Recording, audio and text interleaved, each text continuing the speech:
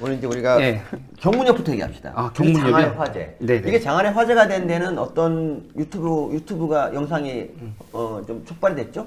제가 찍은 서민의 현자 타임이라는 유튜버가 네. 공전의 히트를 기록한 이후에 네. 이 경문협에 대한 분노가 이제 일고 있는데요. 네. 이 모르는 분들을 위해서 경문협이 사태에 대해서 혹시 유지일 선생님께서 간단하게 정리해 주시면. 아, 경문협은 이 채널에서는 저는 그러니까 몇 번 얘기하셨어? 이게 문제야. 이게 유재일이가 짜발이라 가지고 내가 얘기해봐야 세상 사람들이 몰라. 서민 교수님이 그러시구나. 얘기해야 그러니까 화제가 이게- 되는구나. 네, 그러니까 이게 뭐냐면 이게 북한의 저작권을요 우리가 되게 많이 써요.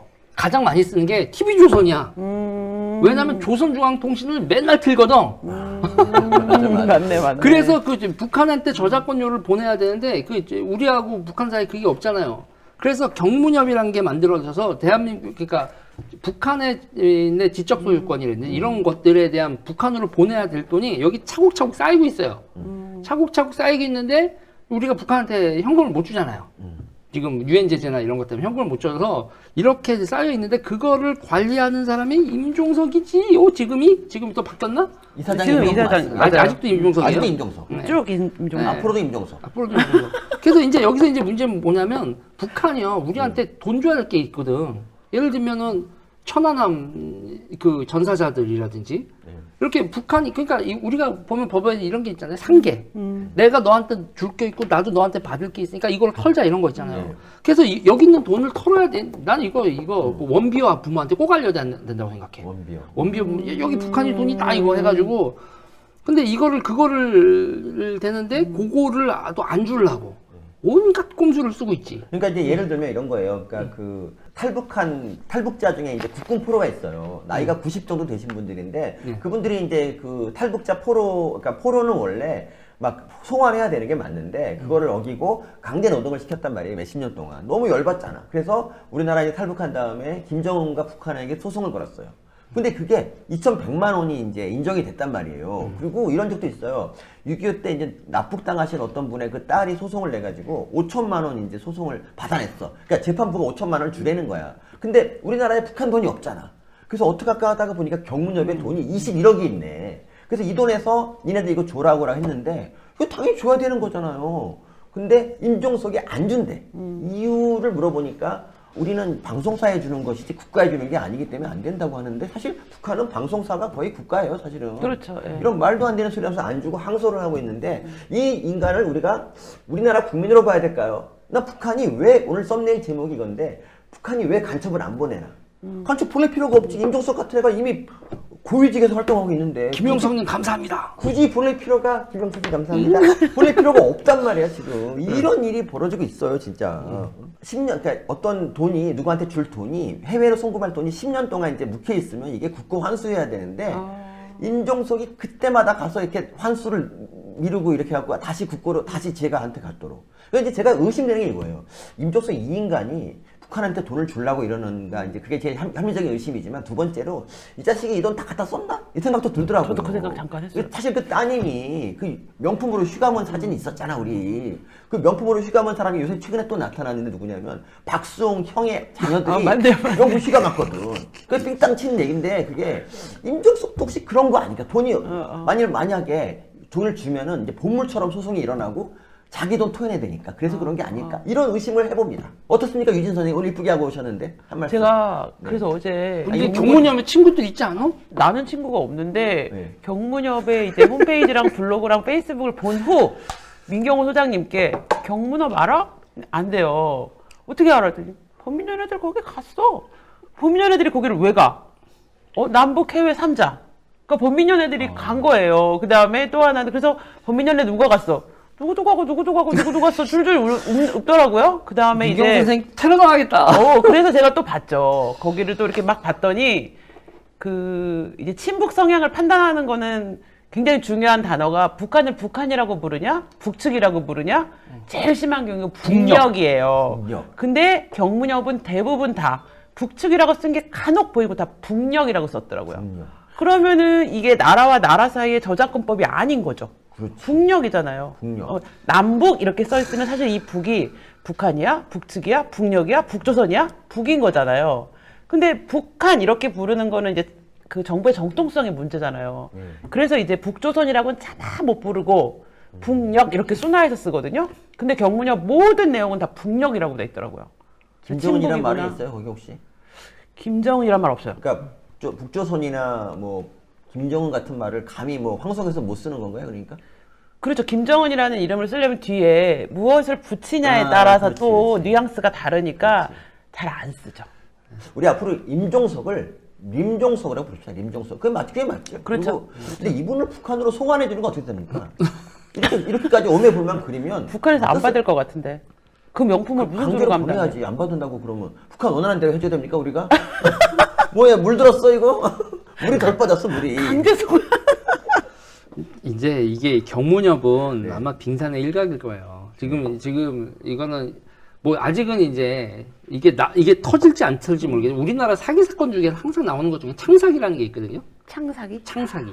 창이 뭐냐면은 전시에는 전쟁 나면 이제 온라인이고 뭐가 안 되잖아요. 네. 다 현금 써야 되잖아요. 네. 그러니까 그리고 전쟁 나면 군인들 가족들한테 뭐 얼마 그거를 급여를 현금으로 먼저 주고 전시화폐를 준비해 놓은 게 이제 창고에다 또 현금을 쌓아놓는단 말이에요. 그걸 창이라고 하는데 그게 이제 창국권 그러면 그거로 항상 여기 창국권에서 나온 건데 이거 국가 뭐 이렇게 하면서 사기를 치는 사람들이 많아. 사기를 치는 사람들이 많지만 전시 비상화폐 창은 그냥 현금을 가지고 있어서 이게 통화량 조정이나 이런 데서도 쓰이는 그게 있는데 그거를 누가 손을 댔다는 소문이 있는데 그게 누구라고는 나는 모르지 내가 확인할게는. 근데 그거 만약에 터지면 정말 메가토콘 사건인 건데. 참 우리가 지금 임종석 얘기하고 있었죠 참. 네네. 그런가요? 아니, 그렇다고 그 사람이 가져갔다는 게 아니에요. 우리가 근데 이 창사기 이거 있잖아요. 이거는 이 유재일 선생님 방송에서만 들을 수 있는 딴 사람 아무도 몰라 이거. 나도 처음 들었어. 여러분 그거 있잖아요. 기억나요? 그거? 혹시 예전에 교련이라는 과목이 있을 때 아, 맞아요. 그 총사한다고 사기쳐갖고 집에서 삥 뜯은 사람들이 있잖아요. 일종의 창사기지. 그러니까. 그렇잖아요.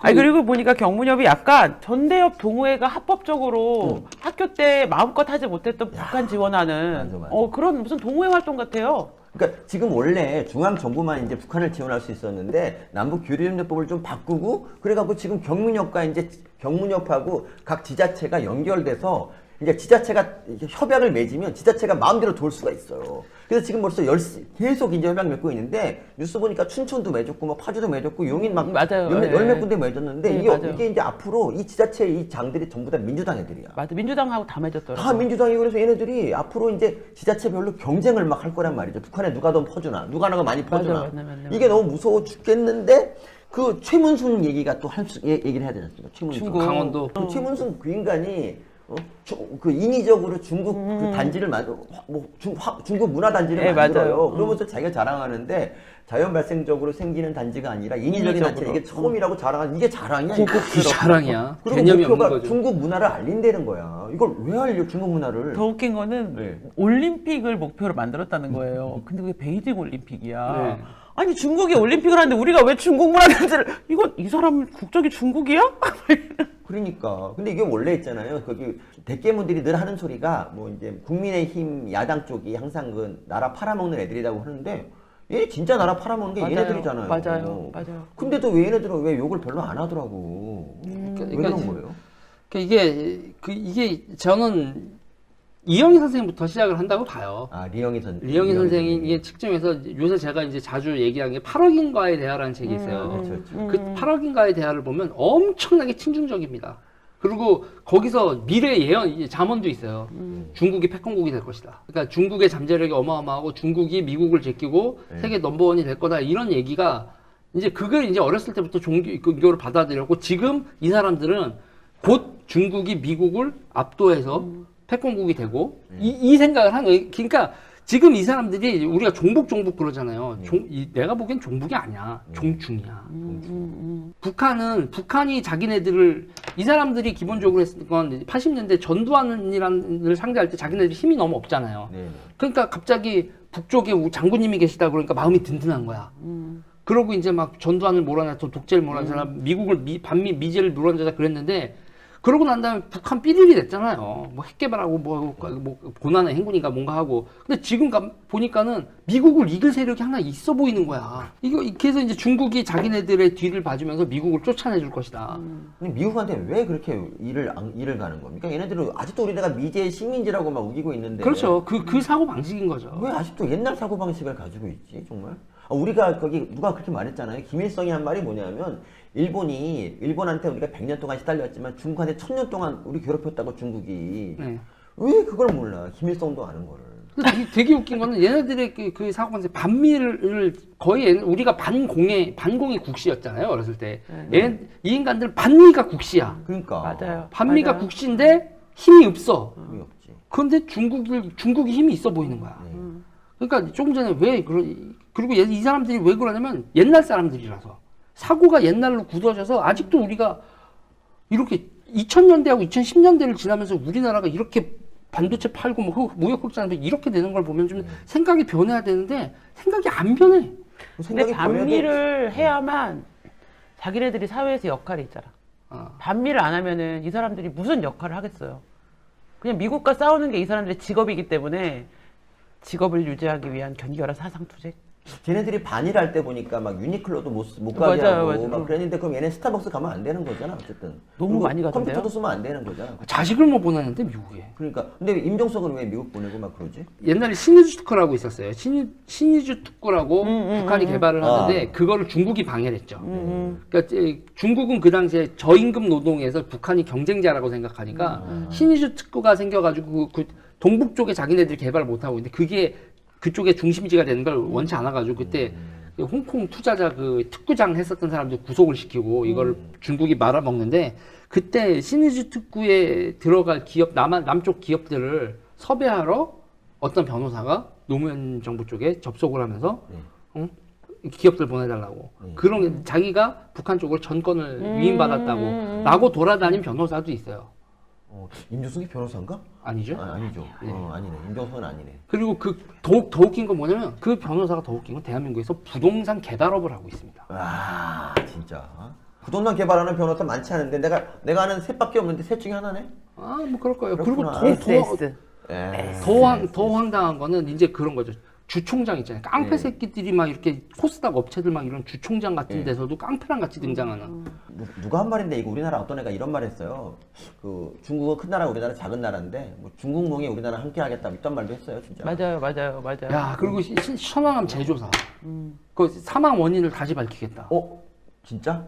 그러니까 이게 뭐냐면 그러니까 이게 되게 안 좋은 방향으로. 그러니까. 음모론자들의 요구에 의해서 그 천안함 전사 한 명 한 명의 전사 이유를 다시 다 재조사하겠다. 대단한데? 이게 뭐야 부관참시도 아니고. 한명숙 시즌 2인데? 그러네. 아니 그러니까 처음에 그게 이랬잖아요. 처음에 이제 어떤 병사가 어뢰 맞고 나서 이거 뭐 좌초된다 이렇게 했잖아. 그러니까 그걸 가지고 30분 뒤에 정정을 어뢰라고 했는데 불구하고 계속 좌초는 몰아붙이고 천안함 누가 저질렀네 그러면 섣불리 대답을 못해 걔네들은. 감히 북한의 이름을 올리지 못하는 거야 얘네들은. 맞아요. 정말. 네, 늘 말하지만 우리가 진짜 얘네들은 원래 죽음을 이용한 애들인데 북한에 의한 죽음은 철저하게 그냥 닫아버려 이거를. 진짜 예를 들면 진짜 그 공무원 월북했다고 막 우겨서 그거 있잖아. 그거 같은 것도 북한이 아니라 만약에 뭐 미국이 그랬다. 그러면 난리 났지. 2년, 3년 내내 그래. 그냥 광화문이 촛불로 뒤집혔지. 그렇지. 근데 지금 북한이 그러니까 조용하잖아. 맞아요. 솔직히 얘기해서 그 광우병 소고기 사태하고 지금 중국산 김치하고 어떤 게 더 심해? 중국산 김치. 그렇잖아요. 중국산 김치 훨씬 더 심하잖아요. 빨개 먹고 들어가서 누렇게 된 중국산 김치. 원정 올백님 감사합니다. 그러니까 미국이 뭐라고 하면 그렇게 반미를 날리는데 중국이 뭔 일을 저질러도 반중을 안 해. 진짜 제일 심각했던 게 저 그때라고 생각해요. 2017년에 정말 중국 경호원이 우리나라 기사를 두드러 팼는데 이걸 갖고 조기숙 같은 애가 정당방위라고 생각한다고 얘기하고 대깨문들이 전부 다 기레기는 맞아야 된다고 얘기를 했잖아요. 제가 그래서 그때 쓴 글이 문바는 미쳤다. 우리나라 이 문바와의 대결을 첫 번째 대결을 했던 사람이 바로 저라고. 내가 이 가문의 영광이고 너무 자랑스러워요. 그때 제가 댓글이 6,000개 달렸는데 내가 3일 동안 댓글 다 달았다 얘들아. 그러니까 할 일이 없어 내가. 제가 웃긴 예언 하나 들려드릴까요? 제가 어제 경문협 파다가 또 경문협에서 자기네 활동으로 올렸어. 내가 여기 파왔다? 2013년 7월 1일 날 임종석이 한 말이에요. 해결하지 못하는 문제나 부정부패의 문제가 발생하면 정권이 바뀌는 것이 정상국가라고 임종석이 연설을 한 거예요. 언제 그런 말을? 그게 2013년 7월 1일 날 이게 경문협 홈페이지에 올라 있는 거예요. 그래서 내가 얘도 또 예언가 됐네. 얘네들은 다 예언가야. 그래서 이 정권 바뀌어야 된다는 뜻이구나. 훌륭한 아이다. 그랬어요. 근데 얘네들은 지네가 부자 되는 게 혁명 역량 강화라고 생각을 해. 환자야. 맞아. 자기네들이 돈이 많아져야 그래야 나라를 뒤집을 수 있대. 여러분 좋아요 눌러주세요. 구독 눌러주세요.